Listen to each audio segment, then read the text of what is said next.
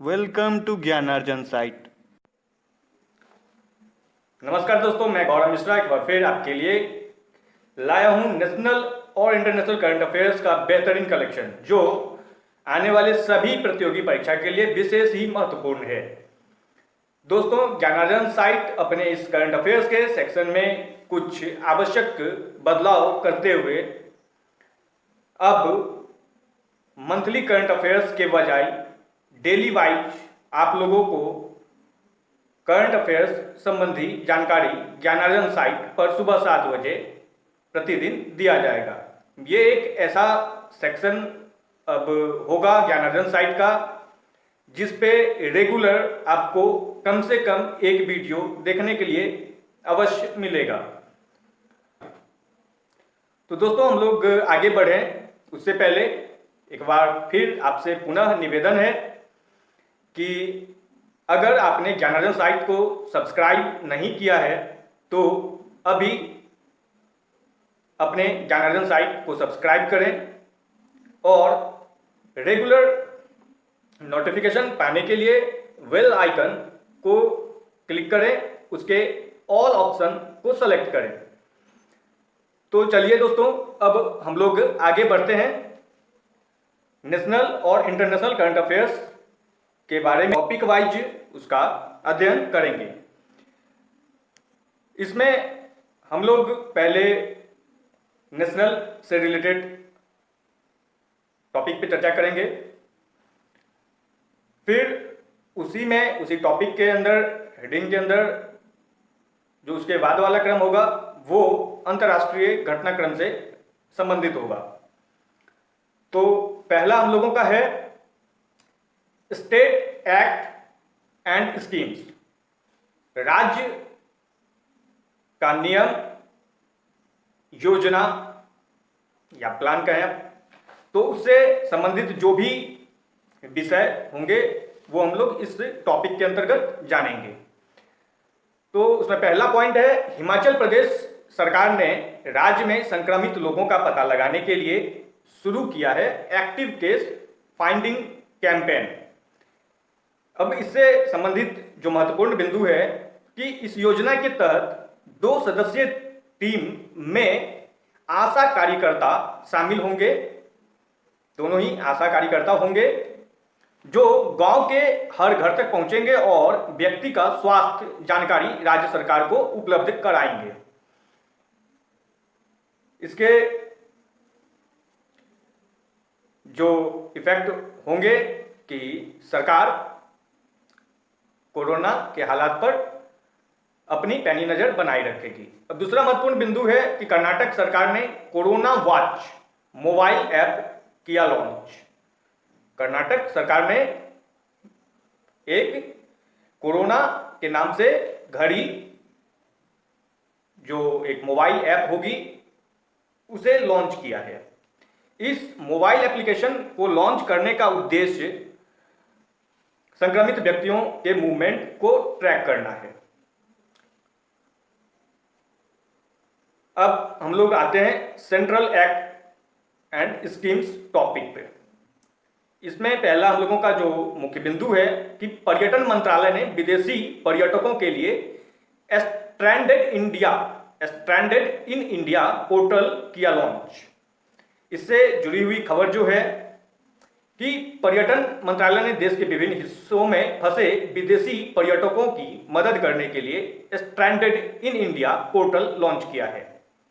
इस पोर्टल पर हम स्ट्रैंडेड इन इंडिया.com के जरिए पहुंच सकते हैं। वर्तमान पर्यटन मंत्रालय के राज्य मंत्री जो स्वतंत्र प्रभार में है वो कौन है? तो प्रहलाद सिंह पटेल। दूसरा मुख्य बिंदु है कि केंद्रीय सरकार ने जम्मू कश्मीर के लिए अधिवास को फिर से परिभाषित किया है। अधिवास का तात्पर्य है कि वहां के निवासी, वहां के अस्थायी निवास प्रमाण पत्र संबंधी जो दस्तावेज हैं उसमें कुछ बदलाव किए गए हैं, उन्हें फिर से परिभाषित किया गया है। यह 31 मार्च 2020 को जम्मू कश्मीर के अधिवास की नई परिभाषा पेश की गई। इसके अनुसार कम से कम 15 वर्षों के लिए जम्मू कश्मीर में रहने वाला व्यक्ति या जम्मू और कश्मीर में 7 साल तक की अवधि का अध्ययन करने वाला जो कक्षा 10 या 12 का परीक्षा उत्तीर्ण किया हो, वह अब यूटी यूनियन टेरिटरी का अस्थायी निवासी होने के योग्य होगा।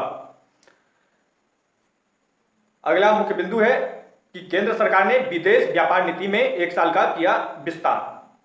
मौजूदा विदेश व्यापार नीति 1 अप्रैल 2015 से 31 मार्च 2020 तक के लिए मान्य थी, जो अब 31 मार्च 2021 तक के लिए मान्य होगी। विस्तृत समय सीमा के अंतर्गत आने वाले विषय में जो हैं वो क्रमशः इस प्रकार हैं। स्टेटस होल्डर अग्रिम ईपीसीजी पर कर छूट, विशेष कृषि उत्पाद, विभिन्न क्रेडिट शुल्क इत्यादि। तो चलिए अब हम लोग अगले टॉपिक की ओर चलें, जो है साइंस एंड टेक्नोलॉजी, विज्ञान एवं प्रौद्योगिकी। इसका पहला मुख्य बिंदु है आईआईटी कानपुर विकसित करेगा कम लागत वाला पोर्टेबल वेंटिलेटर। आईआईटी कानपुर के bio science and bio engineering विभाग ने इस लाइफ सेवर पोर्टेबल वेंटिलेटर का डिजाइन किया है। इसके अगला जो मुख्य बिंदु है वह है आईआईटी गुवाहाटी ने बड़ी जगहों को सैनिटाइज करने के लिए ड्रोन किया विकसित। गुवाहाटी के भारतीय प्रौद्योगिकी संस्थान की एक टीम ने सड़क, पार्क और फुटपाथ जैसे बड़े स्थानों को सैनिटाइज करने के लिए एक ड्रोन विकसित किया है। इस ड्रोन में स्वचालित स्प्रेयर लगा हुआ होगा जो स्वतः ही ऐसे बड़े स्थलों को सैनिटाइज करेगा। अगला टॉपिक है elect, appoint and setting up, जो है निर्वाचन, नियुक्ति एवं गठन। इसके अंतर्गत पहला मुख्य बिंदु है सरकार ने आरबीआई के डिप्टी गवर्नर बीपी कानूनगो का कार्यकाल 1 साल के लिए बढ़ाया। यह कार्यकाल 3 अप्रैल 2020 से लागू होगा। अप्रैल 2017 में डिप्टी गवर्नर के रूप में कार्यभार संभालने वाले कानूनगो का कार्यकाल 2 अप्रैल को समाप्त होने वाला था, जिसे अब 1 साल के लिए और बढ़ाया गया है। इसका अर्थ है कि अब उनका कार्यकाल 1 अप्रैल 2021 तक के लिए मान्य होगी। आरबीआई में कुल 5 गवर्नर होते हैं, जिसमें एक मुख्य गवर्नर होता है और उसके अलावा 4 अन्य गवर्नर होते हैं। तो बीपी कानूनगो के अलावा आरबीआई के डिप्टी गवर्नर में विश्वनाथन, एसके जैन और माइकल देवव्रत शामिल है। आप लोग जैसा जानते हैं कि आरबीआई का मुख्यालय मुंबई है, मतलब वर्तमान मुख्यालय मुंबई है। इसका जो पहला मुख्यालय था वह कलकत्ता था। अब हम लोगों का अगला मुख्य बिंदु है लक्ष्मी नारायण दुरईस्वामी बने सुंदरम होम फाइनेंस के नए एमडी। दुरईस्वामी 1 अप्रैल 2020 से अपना कार्यभार संभालेंगे। इन्होंने श्रीनिवास आचार्य का स्थान लिया है, उनका स्थान ग्रहण किया है। सुंदरम होम फाइनेंस के वर्तमान अध्यक्ष हैं टीटी श्रीनिवास राघवन। अगला मुख्य बिंदु है हम लोगों का नाटो प्रमुख ने विशेषज्ञों के एक समूह की नियुक्ति की घोषणा की। इससे जुड़ी हुई अन्य महत्वपूर्ण बिंदु है नाटो प्रमुख जेंस स्टोल्टेनबर्ग ने 31 मार्च 2020 को विशेषज्ञों की एक समूह की नियुक्ति की घोषणा की है। यह समूह नाटो के राजनीतिक आयामों और संगठन को मजबूत बनाने के लिए एक प्रक्रिया के तहत की गई है। नाटो के वर्तमान सदस्य देश 30 हैं। नाटो का स्थापना 4 अप्रैल 1949 को हुआ था। नाटो का मुख्यालय ब्रुसेल्स, बेल्जियम है। अब हम लोगों का जो अगला टॉपिक है वह रिलेटेड है बैठक व सम्मेलन से, जिसमें पहला मुख्य बिंदु है G20 द्वारा वित्त, व्यापार और निवेश पर आयोजित असाधारण आभासी बैठक संपन्न हुई।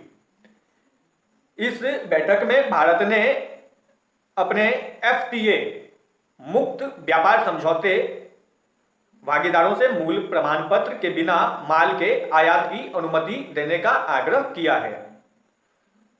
वर्तमान कोरोना वायरस के कारण जो हालात उत्पन्न हुए हैं, उससे जो देश में जो तालाबंदी हुई थी, तो उसमें इस तरह के व्यापार में कठिनाई का सामना करना पड़ता था। इसलिए भारत की ओर से यह G20 के समक्ष एक प्रस्ताव रखा गया था। G20 समिति का वर्तमान अध्यक्ष किंग सलमान बिन अजीज अल सौद, सऊदी अरब के हैं। किंग सलमान बिन अब्दुल अजीज अल सौद, वो G20 के वर्तमान अध्यक्ष हैं। G20 का जो अध्यक्षता है वह प्रत्येक साल बदलता रहता है। इससे पूर्व G20 का अध्यक्ष जापान रहा था।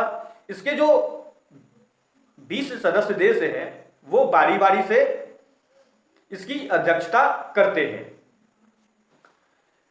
अब चलिए अगला टॉपिक डील और एग्रीमेंट की ओर। इसमें जो मुख्य बिंदु है कि भारत पे और ICICI लोम्बार्ड ने कोविड-19 संबंधित बीमा शुरू करने के लिए मिलाया हाथ। दोनों ने कोविड-19 से जुड़ी हुई बीमा के लिए आपस में समझौता किया है। यह मुख्य रूप से दुकानदारों के लिए, छोटे स्तर के दुकानदारों के लिए लाया गया है। भारत पे का मुख्यालय कहाँ है? तो नई दिल्ली है और इसके वर्तमान CEO और सह संस्थापक कौन है? तो एस्नर ग्रोवर है। ICICI लोम्बार्ड का मुख्यालय कहाँ है? मुंबई, और इसके वर्तमान MD है भार्गव दास गुप्ता। तो अब हम लोगों का जो अगला मुख्य टॉपिक है वह है बैंकिंग और फाइनेंस। इसके अंतर्गत अब हम लोग देखते हैं कि इससे जुड़ी हुई क्या सब मुख्य बातें हैं। तो 31 मार्च 2020 को ICICI बैंक ने व्हाट्सएप पर बैंकिंग सेवा शुरू की है। ICICI बैंक ने लॉकडाउन के दौरान घरों से बैंकिंग जरूरतों को पूरा करने के लिए अपने ग्राहकों की सहायता के लिए व्हाट्सएप बैंकिंग शुरू की है। ICICI बैंक के बचत खाता धारक इस नई सेवा का लाभ ले सकेंगे। ICICI बैंक का मुख्यालय कहाँ है? तो मुंबई, महाराष्ट्र, और इसके वर्तमान प्रबंध निदेशक और मुख्य कार्यकारी अधिकारी कौन है? तो संदीप बख्शी। अब हम लोगों का जो टॉपिक है वह है एक्विजिशन एंड मर्जर। इसके अंतर्गत जो पहला मुख्य बिंदु है वह है GSKCH। इंडिया ने हिंदुस्तान यूनिलीवर के साथ अपना विलय पूरा कर लिया है।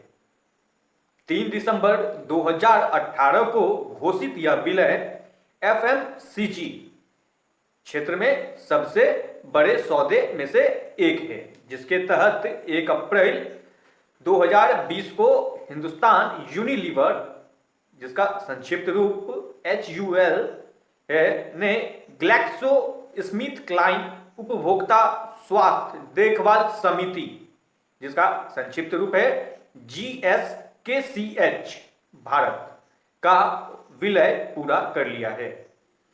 हिंदुस्तान यूनिलीवर जो है वह भारतीय एफएमसीजी क्षेत्र में काफी तीव्र गति से एक बढ़ने वाली कंपनी है।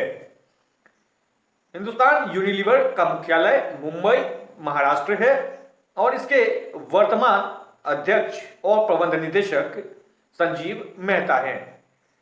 ग्लैक्सो स्मिथ क्लाइन उपभोक्ता स्वास्थ्य देखभाल समिति का मुख्यालय कहाँ है? तो गुरुगांव, जिसे अब गुरुग्राम के नाम से जाना जाता है, जो हरियाणा में आता है। अब हम लोग आते हैं गेम्स और स्पोर्ट्स टॉपिक पर। इसके अंतर्गत जो मुख्य बिंदु है वह है कोरोना वायरस के कारण अब विंबलडन 2020 भी हुआ रद्द। यह पहला मौका है जो इस टेनिस टूर्नामेंट को रद्द किया गया है। द्वितीय विश्व युद्ध के बाद पहली बार इसे रद्द किया गया है। यह टूर्नामेंट 29 जून से 12 जुलाई के बीच आयोजित होने वाली थी, जो अब कोरोना वायरस के कारण स्थगित हो गई है। इंपॉर्टेंट डेज में इंपॉर्टेंट डेज के अंतर्गत जो है कि 1 अप्रैल को उत्कल दिवस अर्थात ओडिशा दिवस मनाया जाता है। यह हर साल 1 अप्रैल को मनाया जाता है। इस बार यह उड़ीसा का 83वां उत्कल दिवस मनाया गया है। उड़ीसा की राजधानी कहाँ है? भुवनेश्वर, और यहाँ के वर्तमान मुख्यमंत्री हैं नवीन पटनायक और राज्यपाल हैं गणेशी लाल। अब हम लोग आते हैं निधन शोक संदेश से जुड़े हुए विषय पर। इसके अंतर्गत जो है मुख्य बिंदु वह है महान इतिहासकार प्रोफेसर अर्जुन देव का निधन हो गया। महान इतिहासकार और शिक्षाविद प्रोफेसर अर्जुन देव का जन्म 12 नवंबर 1938 को पश्चिम पंजाब में हुआ था, जो अब पाकिस्तान के अंतर्गत वो जगह आती है। अर्जुन देव राष्ट्रीय शैक्षिक अनुसंधान और प्रशिक्षण परिषद, जिसे NCERT कहते हैं, उस संस्था में इतिहासकार के एक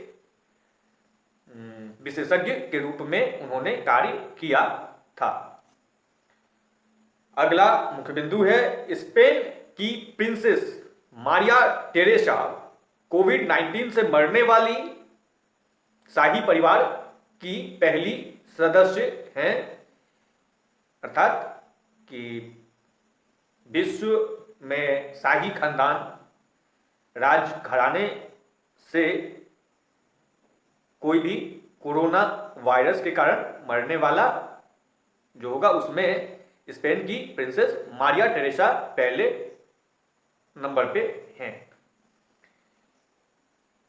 मारिया टेरेसा का जन्म 28 जुलाई 1933 को हुआ था। अब मिसलेनियस टॉपिक में हम लोग देखते हैं कि क्या सब मुख्य बातें हैं। इसके अंतर्गत पहला मुख्य बिंदु है सरकार ने कोविड-19 पर अपडेट देने के लिए समर्पित ट्विटर हैंडल लॉन्च किया, अर्थात कि कोविड-19 से जुड़े हुए जानकारी देने के लिए सरकार ने ट्विटर हैंडल लॉन्च किया है। सूचना और प्रसारण मंत्रालय ने Twitter handle novel corona virus से संबंधित ताजा समाचार और अपडेट डेटा साझा करने के लिए शुरू किया है। इसे #इंडिया फाइट्स कोरोना नाम दिया गया है और इस पर @COVID News by MIB MIB capital letter में लिखना है, तो इस हैंडल के जरिए पहुंचा जा सकता है। वर्तमान केंद्रीय सूचना और प्रसारण मंत्री है प्रकाश जावड़ेकर। अगला मुख्य बिंदु है तमिलनाडु में मोदी किचन पहल की शुरुआत हुई। एक तो हमारे प्रधानमंत्री साहब पहले ही चाय वाले रह चुके हैं, अब उनके नाम पे किचन की शुरुआत। खैर, ये एक कोरोना महामारी के दौर में वैसे लोगों के लिए विशेष उपयोगी होगा जिन्हें 2 वक्त का खाना जो है कि वो ठीक ढंग से नहीं मिल पाता है। लेकिन इस मोदी किचन की जो कैपेसिटी है वह प्रतिदिन 500 लोगों को ही भोजन कराएगी। ये तमिलनाडु के कोवई, जैसे कोयम्बटूर कहते हैं, वहाँ इस मोदी किचन की स्थापना की गई है और इसकी समय सीमा भी बहुत छोटी है। यह मात्र 14 अप्रैल 2020 तक ही चालू रहेगी। तमिलनाडु के वर्तमान मुख्यमंत्री हैं थिरुएड्डपाडी के पलानीस्वामी और यहाँ के वर्तमान राज्यपाल हैं बनवारी लाल पुरोहित। कौन है यहाँ के राज्यपाल? तो बनवारी लाल पुरोहित। तो दोस्तों, ये था 1 अप्रैल 2020 से संबंधित विभिन्न राष्ट्रीय अंतर्राष्ट्रीय घटनाक्रम। धन्यवाद। यूं ही हमारे साथ बने रहिए और अपने अच्छे अच्छे सुझाव कमेंट बॉक्स में करें ताकि ज्ञानार्जन साइट आप लोगों के लिए बेहतर से बेहतर तथ्यों का संकलन ला सके, आप लोगों का ध्यान आकर्षित करने के लिए ये